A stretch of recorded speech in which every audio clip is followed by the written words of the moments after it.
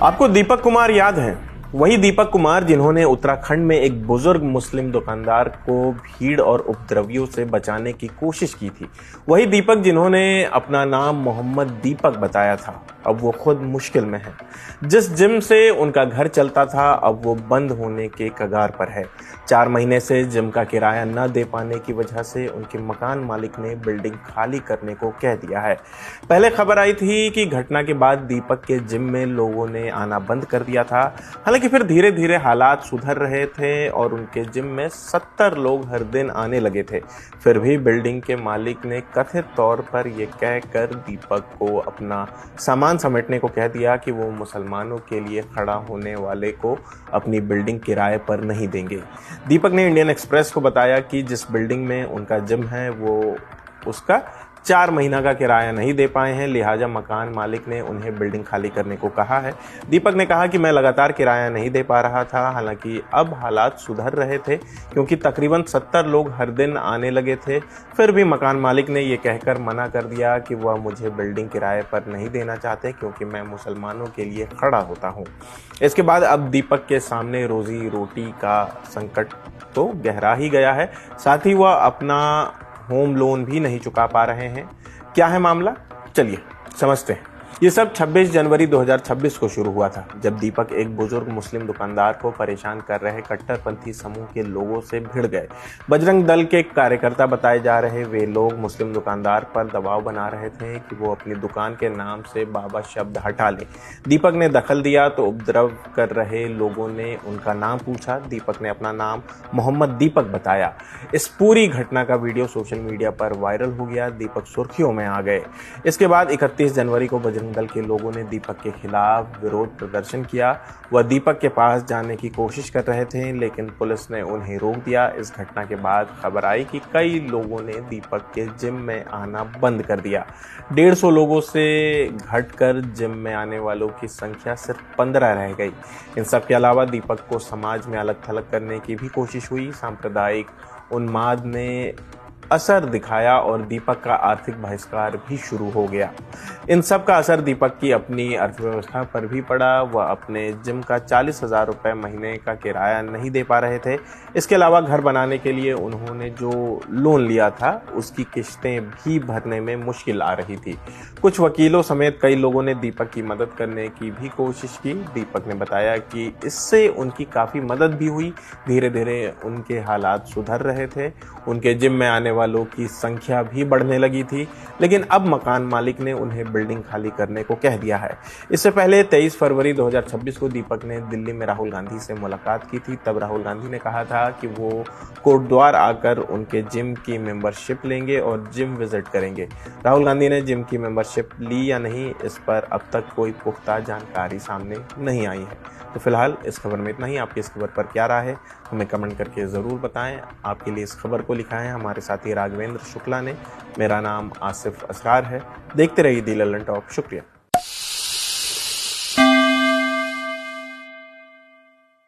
की आशा के लिए आप सब गवाह बनिए। इस तरफ से चलना। आमीन सुम्मा आमीन। हुजूर कबूल फरमाइए।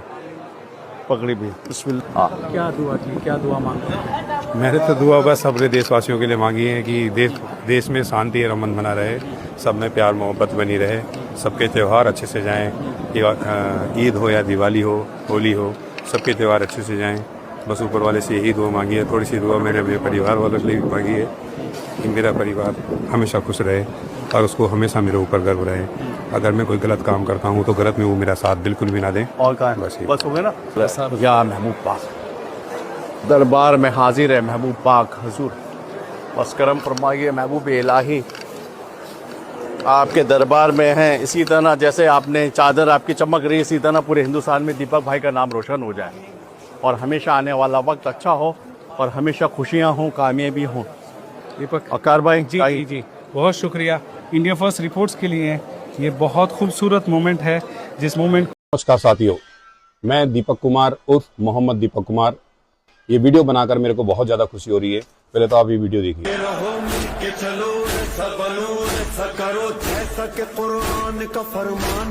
जैसे कि आपने वीडियो देखी होगी, इस वीडियो के अंदर जो ये लोग हैं ये मुस्लिम समाज है। मुस्लिम समाज की मांग बहुत तेजी से बढ़ रही है कि गाय को राष्ट्रीय पशु घोषित किया जाए। मुसलमान भाई सरकार से ये मांग कर रहे हैं कि गाय को राष्ट्रीय पशु घोषित किया जाए। तो मैं आपको गारंटी के साथ कह सकता हूँ इस बात को कि जो गो तस्करी हमारे देश के अंदर हो रही है, ये गो तस्करी बंद हो जाएगी और कुछ लोगों का धंधा बिल्कुल बंद हो जाएगा जो गाय के नाम पर अपनी राजनीति रोटियां सेक रहे हैं। तो ये मेरे हिसाब से कुछ लोगों के दिमाग में और कुछ लोगों की सोच में काफ़ी इस चीज़ से फर्क आएगा कि जब मुसलमान गाय को राष्ट्रीय पशु घोषित करने की मांग सरकार से कर रहा है तो कहीं ना कहीं ये सोचने वाली बात है। अब सोचने वाली बात यह है कि मुसलमान तो गाय पालता नहीं, तो गाय बेचता कौन है? आप इस पर थोड़ा सा मेरे हिसाब से सोच विचार करिए और आप सोचिए कि मुसलमान क्यों गाय को राष्ट्रीय पशु घोषित करने की मांग कर रहा है। नमस्कार।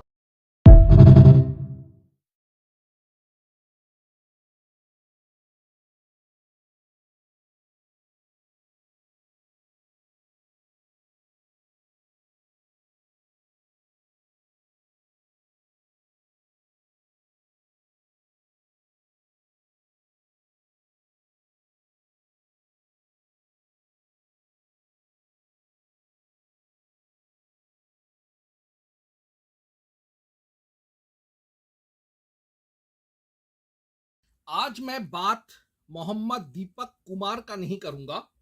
आज मैं ये समझने का प्रयत्न करूंगा कि ये जो हिंदू पहलवान, हिंदू खिलाड़ी, एथलीट्स हैं और हिंदू बॉडी बिल्डर्स हैं, जिम के मालिक हैं, ये लोग क्यों जिहादियों के साथ मिल जा रहे हैं और उनके देशद्रोही और धर्मद्रोही कार्यों में उनका साथ दे रहे हैं। तो ये कोई एक इकलौते मोहम्मद दीपक कुमार का बात नहीं है। ये जो ट्रेंड है ये पूरे भारत में कई हिंदू बॉडी बिल्डर्स में देखा गया है कि वो जिहादियों का साथ देते हैं। तो ये मुझे तब समझ में आया जब मैं माहिम में एक इंफॉर्मेशन टेक्नोलॉजी कंपनी में काम करता था जो कंप्यूटर सर्विसेज देता था, और उस कंपनी का मालिक महाराष्ट्र नवनिर्माण सेना का एक लोकल नेता था और उसका पार्टनर था एक मारवाड़ी जो कांग्रेस का नेता था। अब इन दोनों ने एक महाराष्ट्र नवनिर्माण सेना माहिम का ही एक पहलवान बॉडी बिल्डर को उन लोगों ने एडमिन और सप्लाई चेन मैनेजमेंट का इंचार्ज बनाया था। तो उसी ने मुझे बताया कि शुरुआती दौर में जब वो नया नया बॉडी बिल्डिंग कर रहा था और फिर बाद में जब वो कॉम्पिटिटिव बॉडी बिल्डिंग में भी उतरा, और आज भी उसके कई जिहादी दोस्त हैं नयानगर, मीरा रोड, भाईंदर, नालासोपारा में। वो बहुत हंस हंस के बोलता था मुझे कि वो उनके घर में जाकर बीफ खाता था, ताकि हर हफ्ते जाकर बीफ खाता था ताकि उसके शरीर में प्रोटीन्स की मात्रा बढ़ जाए और ये उसको बॉडी बिल्डिंग में और एक अच्छा फिजिक बनाने में बहुत हेल्प करता था। तो तब मैंने एक पैटर्न समझा और वो पैटर्न आज मैं साझा करने वाला हूं। तो ये जो हिंदू एथलीट और बॉडी बिल्डर हैं, ये फ्रेंडशिप करते हैं जिहादी फ्रेंड्स के साथ for free nonveg and beef. अगर कोई हिंदू बॉडी बिल्डर है, उसके पास पैसा है, तो वो अंडा, पोर्क यानी सुअर का मांस, मटन, चिकन और तरह तरह के सप्लीमेंट्स खा सकता है और तरह तरह के न्यूट्रिशियस आहार खा सकता है, पौष्टिक आहार खा सकता है और अपना बॉडी बना सकता है। लेकिन सबसे सस्ता तरीका क्या है प्रोटीन्स का? क्रिएटिन लो, आयुर्वेदिक दवाई ले लो, शिलाजीत ले लो या श्वेत मुसली ले लो या फिर कोई भी आयुर्वेदिक दवाई ले लो या क्रिएटिन ले लो। तरह तरह के वे प्रोटीन और pre workout supplements, post workout supplements बहुत महंगे होते हैं। तो सबसे सस्ता प्रोटीन का सोर्स क्या है? गौ मांस, बीफ। क्योंकि बीफ 5 रुपए किलो, 6 रुपए किलो, ज्यादा से ज्यादा 10 रुपए किलो में मिलता है।